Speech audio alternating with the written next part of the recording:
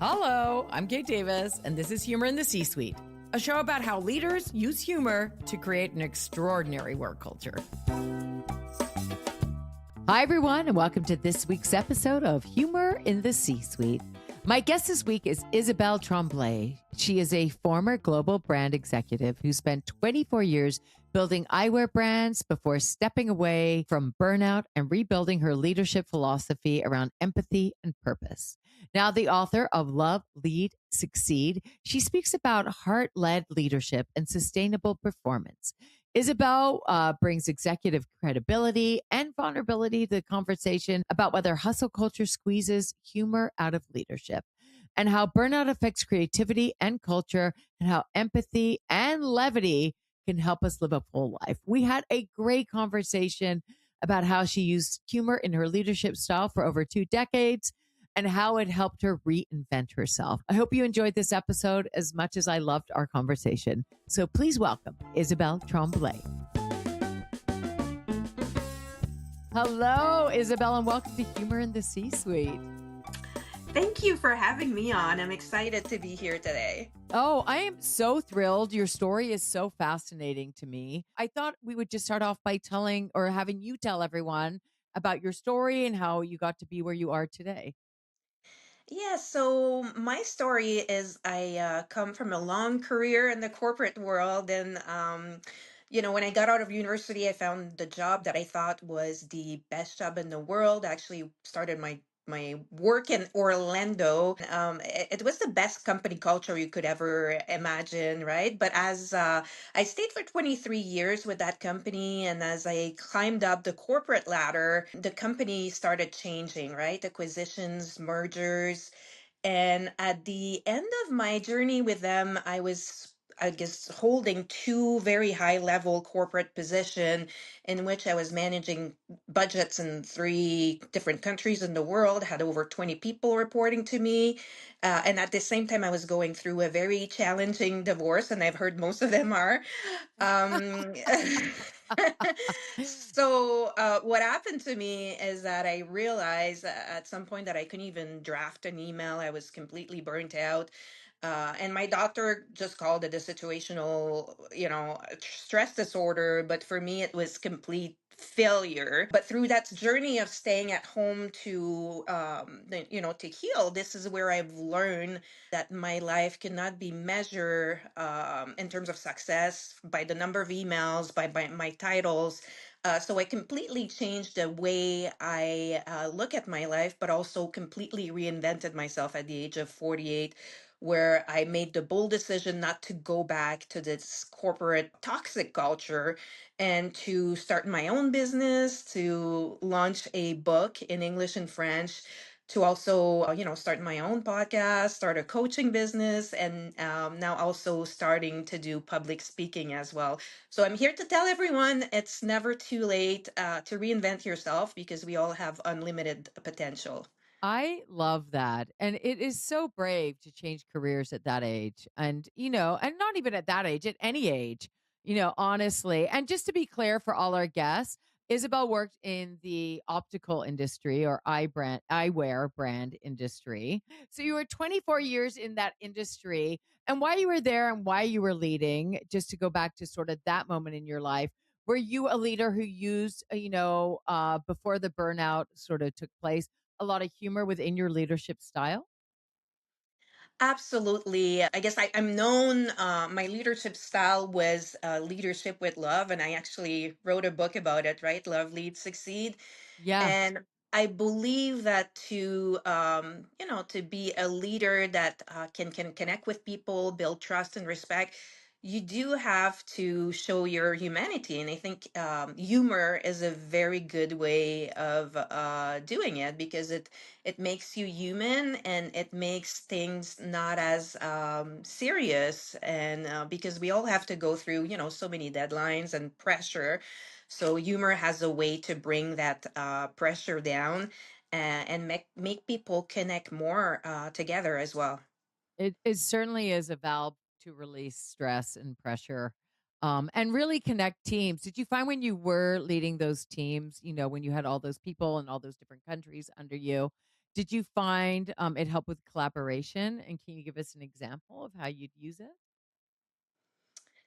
Um, yes, I think one exercise we did once in a meeting that was really funny was to share, your most embarrassing moment, or we would go around the table and say, two truth about you and one Oh, lie, and people had to pick up which one I was love the that game. lie. But it's not necessarily supposed to be funny, but it always turns into something funny because people will pick the most unbelievable things, and then it just brings humor into the meaning. And I think in life in general, I always want to have a happy mood because that's what brings happy things in your reality. Yeah, So I would do the same at work, like always look at the positive side of things and try to have a laugh, whenever we could. that's amazing, and it's so important, to have that, and I love, like, 2 truths and a lie is just so, like, bringing that playful sort of child self, high school thing to work, and then people really feel like they can be themselves. Absolutely, absolutely. We should all be able to have a good laugh because I believe that humor really keeps leaders grounded as well. Yeah. And I heard you, or I read that you said, like, hustle culture squeezes humor out of leadership. Did you find that when you were burning out? And is there anything you would have done differently?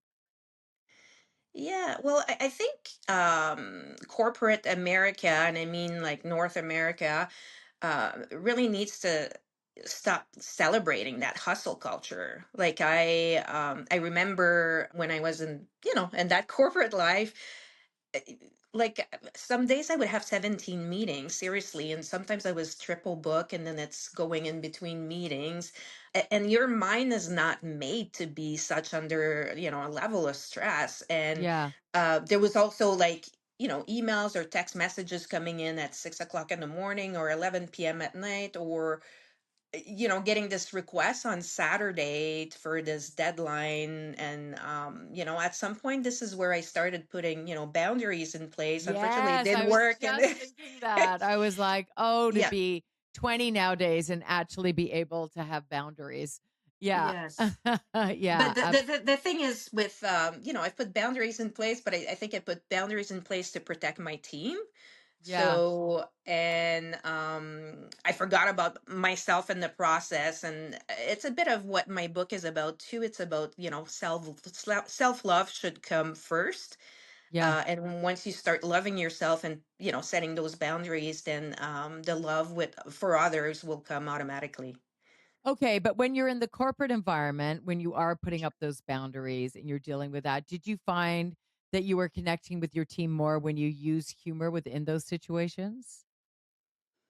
Oh, absolutely. Like it's humor as such a good way of making people connect because it changes your brain chemistry. It also helps your physical health as well. Yeah. It expands your thinking, and it really helps you handle challenges better as well.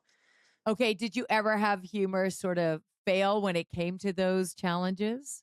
Or, misinterpretation or anything like that? I can't recall an example of Oh, where good. Well, humor that's fails. good. To me, humor always wins because a smile will always bring light and sunshine in your life. Yeah, and it just starts with a smile. Like, it Yes, can it be as does. simple, which is so funny living in Toronto because 'cause I'll walk down my street when I'm walking my dog, and I'll smile and say, "Good morning" to everyone, and like, people around here are like like, which Yeah. is so funny. Yeah, well, I'm glad you're mentioning this because I do something similar in the morning, but I call it my gratitude walk, where I Aw, smile, but I say thank you yeah, to so many things that are happening in my life, and just in my head, not out loud, because people would yeah. think I'm a little. I just But pretend I'm talking to someone on my phone at that point. yeah, Talk yeah, to and that myself just all the time. brings Yeah, it brings a smile on my face just to say thank you while I walk. So Yeah, I do like you, like I just smile and walk. that's amazing. Oh my God, we have to bump into each other. How do you think leaders' authenticity and vulnerability through humor inspire the same with their team? Because it makes leaders become human, and Yeah, when you are being authentic, right, you're being a human, then it creates something powerful with your team. And I think actually humor in leadership is probably like a superpower. Because this is what will build trust and respect. You don't become this like person that goes by your title, but you become human. And let's not forget that a leader's job is really to serve their team. All of this together with the authenticity and the transparency and the humor, will become a beautiful love story in business. that's amazing. Really taking it from transactional to human. Yes, Right, and really absolutely. allowing their teams to say, "Oh, yeah, I can bring myself here," which is why I'm doing this podcast, you know? Like, Yeah. have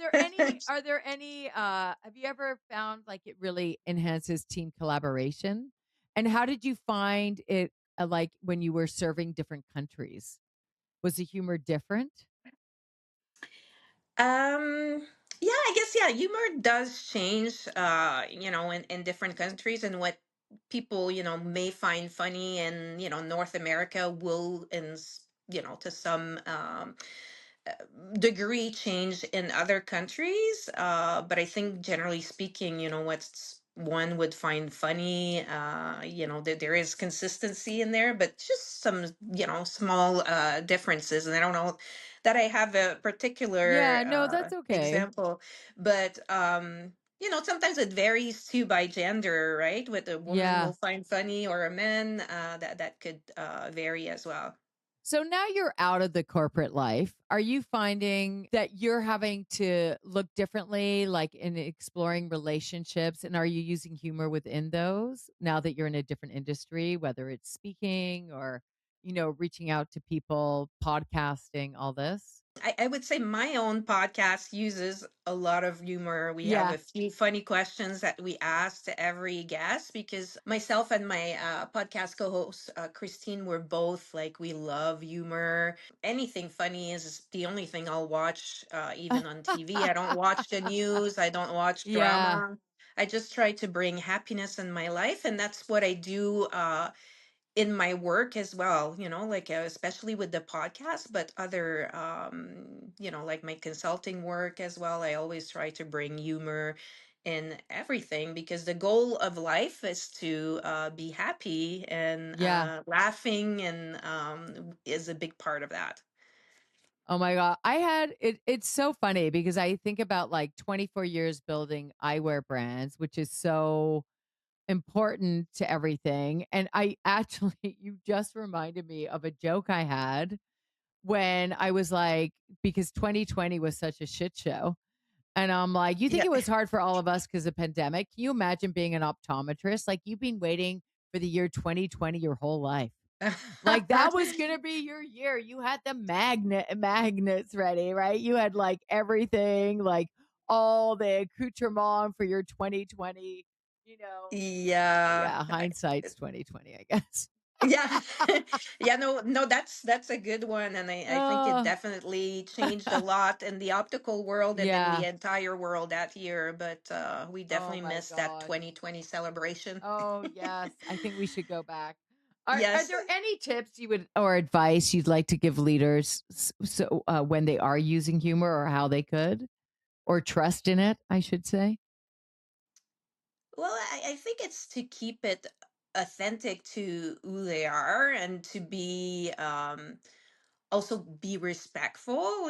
There's sometimes a type of humor that appears to be making fun of, of people, or be careful with humor maybe that would touch or laugh at a, whether it's a culture, or don't make it specific to the people, but make fun of things in general, because Yeah. people can take things very personally, if it's, if it's, You definitely it's never want to punch down, you know? no, Yeah, no. So just absolutely. be careful to be respectful. And really, if you work with someone for 20 years, you're going to have a rapport with them and know that you can tease or you can't, whether, or if someone is new in your life. Hi, it's Kate. I can't believe you made it halfway through the show. Look, if you or anyone you know would like to be a guest on Humor in the C-Suite, I would love to have you. So email me, kate@katedavis.ca. Do you find, like through your book, Love, Lead, and Succeed, you've changed as a person within that, and that do you have advice you could give anyone from that in terms of using or being a bit of levity in your life and trusting it? Yeah, no, absolutely. Because in fact, Love Lead Succeed was a way of healing for me. I wrote that book when I was on sick leave. When I thought I was on sick leave for burnout, but I was also very depressed. So in that book, I share how I overcame burnout. So it became kind of my anchor, because I go through, for instance, I started meditating. So I go through the power of meditation. I go through the power of the mind. And I completely changed the way I look at life, how I live my life, but Yeah.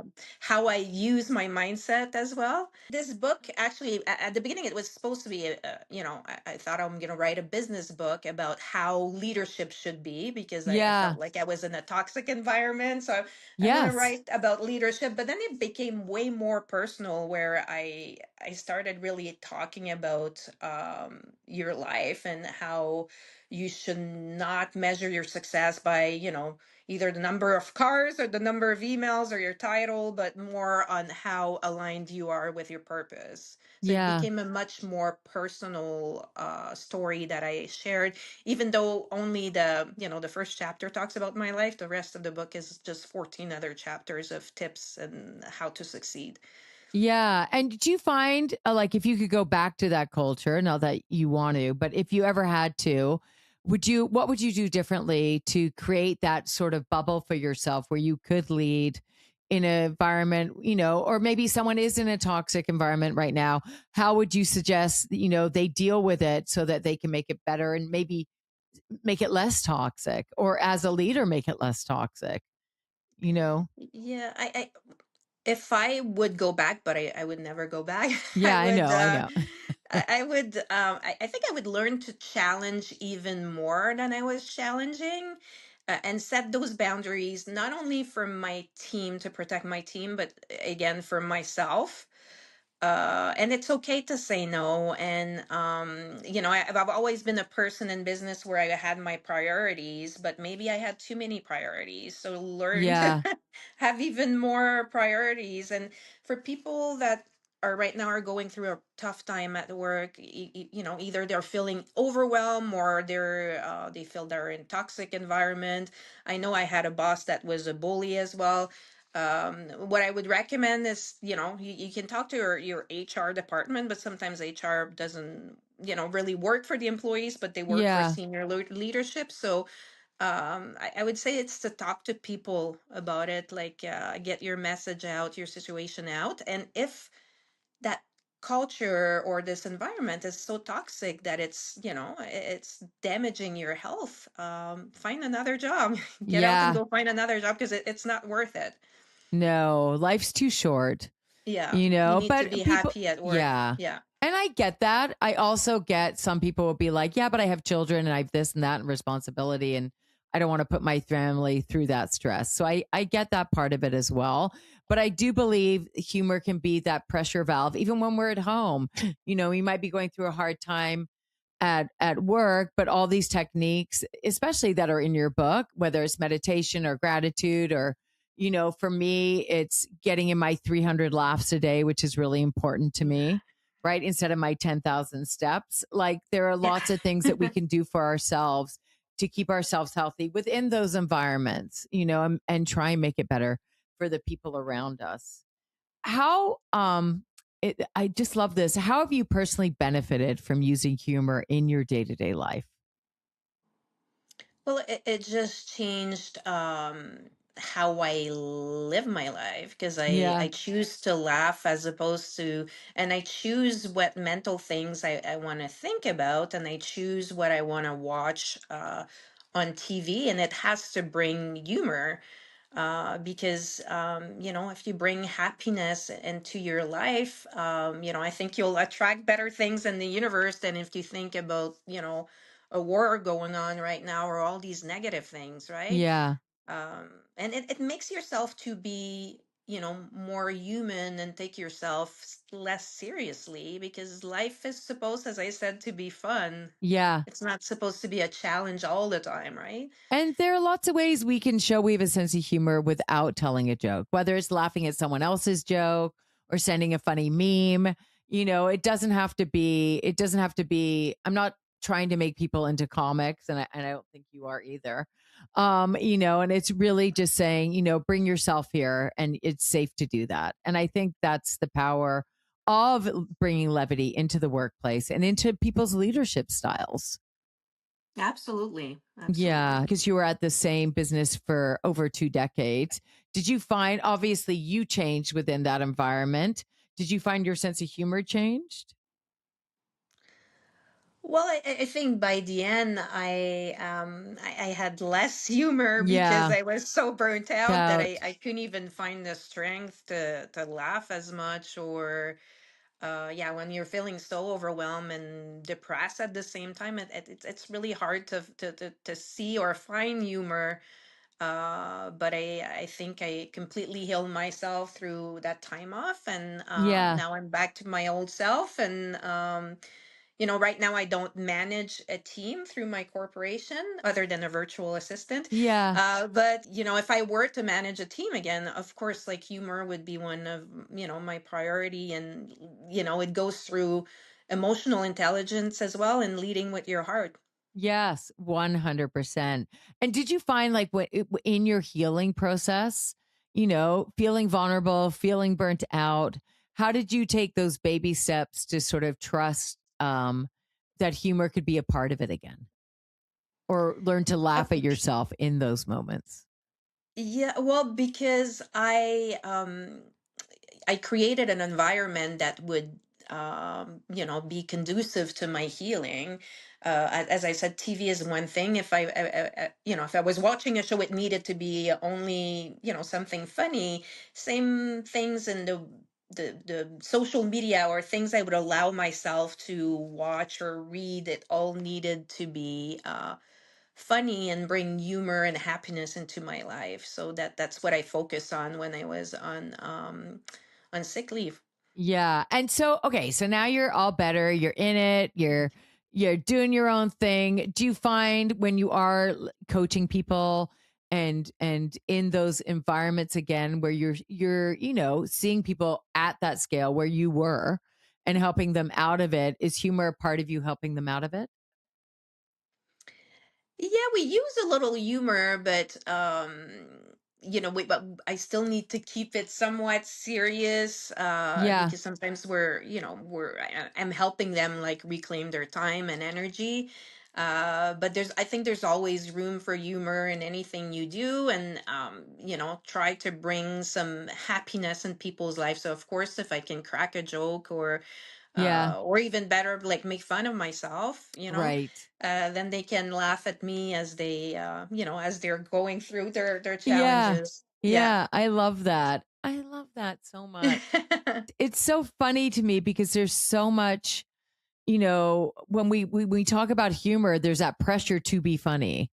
And yet we're talking about trying to ease that pressure, right? So it can be this scale of how do I actually, collaborate on this and make it a balanced thing where it's not that pressure to be funny, but you're showing you have, that sort of sense of humor when you are coaching people.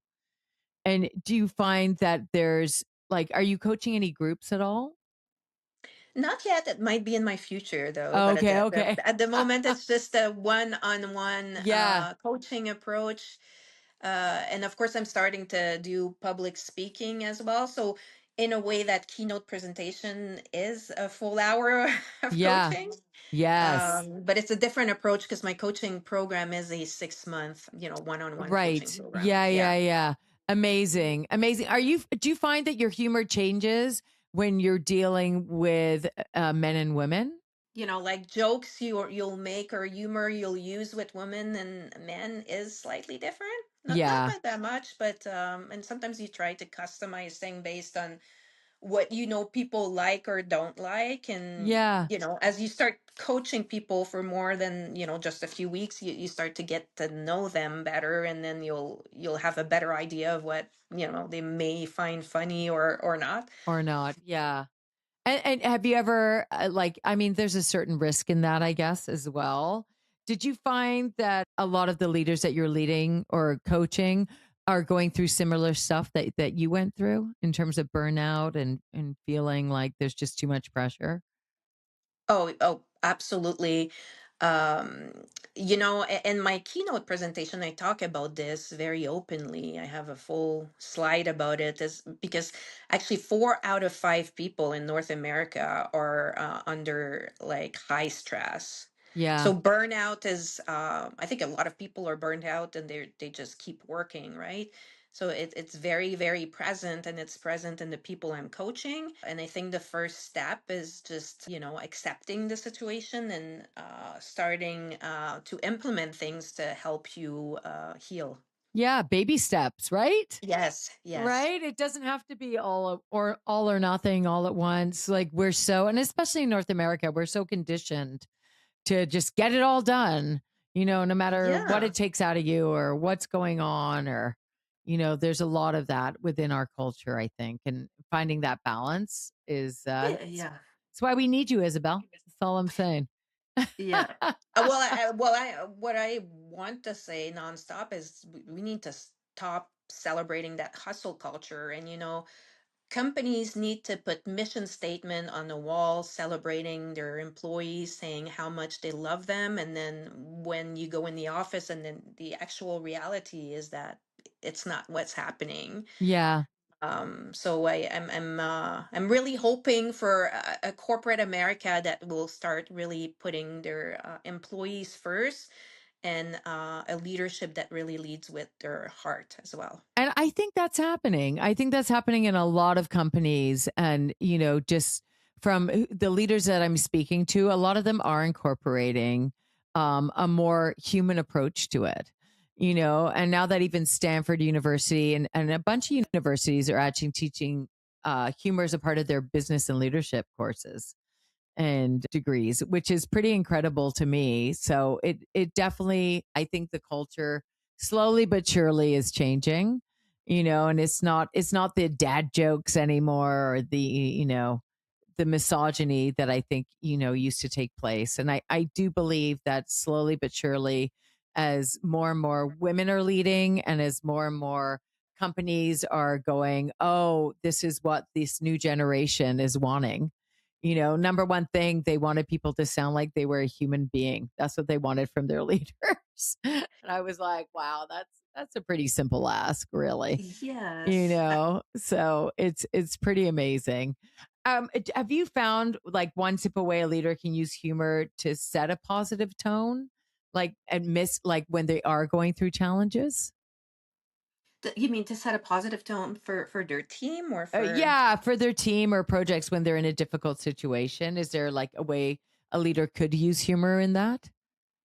Yes, I definitely, because when you use humor, you don't take things so seriously. So if you're going through a challenge and you're able to crack a few jokes, or Yeah. sometimes I like being sarcastic in a funny way. So You're a living the dream. sniper. I like it. I like it. Yeah, so I Yeah. think it can be very helpful, yes, when going through challenging situation, definitely. Yeah, and it's showing people the psychological safety of that, right? And Yes. we were talking about trust and all those things. So I think it's pretty incredible. And just what you're talking about and everything you're doing, Isabel, is so needed right now. With everything that's going on in the world, I think it's pretty, you're in the perfect spot. Thank you. Thank you. And I love your podcast and the messaging you bring Aw, about humor in thanks. business. Very, very important. Guys, we're just having a boast, instead of a battle right now, we're having a boast battle. Anyway, let's do more of those. One last question, because we always like to end. Isabel, what is the funniest thing that's ever happened to you? Do you have a story you can share with us? Oh my gosh, yes, I do. Yay. Okay, well, I used to travel a lot for business, and one of my most humbling moment was it was probably, I don't know, 14, 15 years ago. I was traveling to Las Vegas to a big optical conference, Vision Expo. And on the plane with me, I had my boss, like colleagues, like key customers, because a lot of the, Toronto customers will travel on that same Yeah. flight.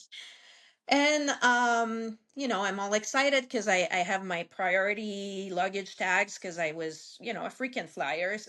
And then we land in Las Vegas and we get to the luggage belt, and I have my boss and colleagues and all these key customers with me.